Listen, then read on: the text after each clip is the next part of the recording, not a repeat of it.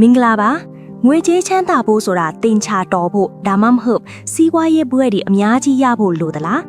Morgan Housel ရေးသားတဲ့ The Psychology of Money စာအုပ်ကတော့မဟုတ်ဘူးလို့ညင်းဆိုထားပါတယ်ငွေကြေးအောင်မြင်မှုဆိုတာတင်ဘာတွေသိထားလဲဆိုတာထက်တင်ဘလို့ပြုမှုနေထိုင်တယ်လဲဆိုတဲ့စိတ်ပညာအပေါ်မှာပိုမှုတည်ပါတယ်ဒီနေ့မှာတော့တင်ရဲ့ငွေကြေးအမြင်ကိုတသက်လုံးပြောင်းလဲသွားစေမဲ့သင်ခန်းစာတွေကိုအတူတူလေ့လာကြည့်အောင်အပိုင်းတစ်ဘဟုတုတထက်အပြုအမူကပိုအရေးကြီးတယ်ပထမဆုံးသင်ခန်းစာကတော့ behavior over knowledge ပါငွေကြေးအကြောင်းဘာမှမသိတဲ့တာမန်လူတစ်ယောက်ဟာစိတ်ရှည်ရှည်နဲ့စုဆောင်းတတ်တဲ့အလေးအကျင့်ရှိနေ Harvard ဘွဲ့ရငွေကြေးပညာရှင်တစ်ယောက်ထက်ပိုချမ်းသာသွားနိုင်ပါတယ်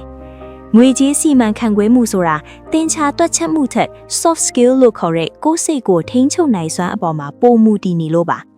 စာအုပ်ထဲမှာတော့ rational အမြတ်အများဆုံးရမယ့်နီလန်းထက်ကိုယ်စိတ်ကလက်ခံနိုင်ပြီးရေရှည်လုံနိုင်မဲ့ reasonable သင့်တော်မြတာတဲ့နီလန်းကိုပဲရွေးချယ်ဖို့တိုက်တွန်းထားပါတယ်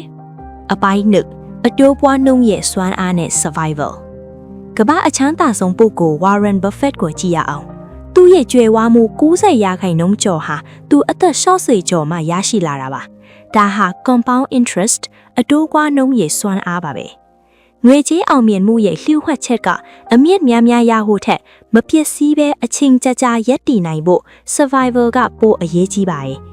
ချမ်းသာအောင်လုပ်တဲ့စွမ်းရည်နဲ့ချမ်းသာမှုကိုထိန်းသိမ်းတဲ့စွမ်းရည်ဟာမတူညီပါဘူးထိန်းသိမ်းဖို့အထွတ်ကတော့ကျိုးနုံမှုနဲ့ချိုးချံချွေတာမှုကမရှိမဖြစ်လိုအပ်ပါတယ်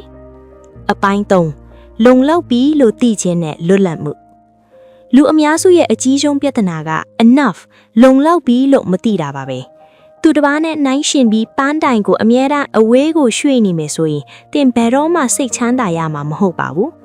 တကယ်တော့ငွေကြေးကပေးတဲ့အကြီးဆုံးအမြင့်ဝေစုဟာဇိမ်ခန့်ပြီးစီးနေမဟုတ်ပါဘူးအဲ့ဒါကတော့ freedom လို့ခေါ်တဲ့မိမိရဲ့အချိန်ကိုမိမိစိတ်ကြိုက်ထိန်းချုပ်နိုင်တဲ့လွတ်လပ်ခွင့်ပဲဖြစ်ပါတယ်ကိုလှုပ်ချင်တဲ့အရာကိုကိုလှုပ်ချင်တဲ့အချိန်မှာကိုလှုပ်ချင်တဲ့လူနဲ့လုံနိုင်တာဟာငွေကြေးရဲ့အမြင့်ဆုံးတန်ဖိုးပါပဲ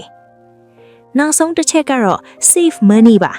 ရည်ရွယ်ချက်တစုံတရာမရှိဘဲငွေကိုစုတင်ပါတယ်။ဘာကြောင့်လဲဆိုတော့စုထားတဲ့ငွေဟာမရည်ရတဲ့အနာဂတ်မှာတင့်အတွက်အကာအကွယ်ထစ်တယ်လို့အခွင့်အရေးကောင်းတွေပေါ်လာတဲ့အခါမှာလည်းအမိအားဖမ်းဆုံနိုင်မှုအားအင်ထစ်စီလို့ပါ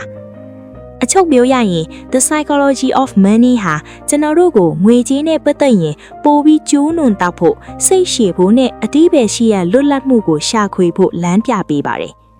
တင်ရောငွေကြေးနဲ့ပတ်သက်ရင်ဘလို့စိတ်နေသဘောထားရှိပါတယ်လေ comment မှာမျှဝေပေးခဲ့ပါဦး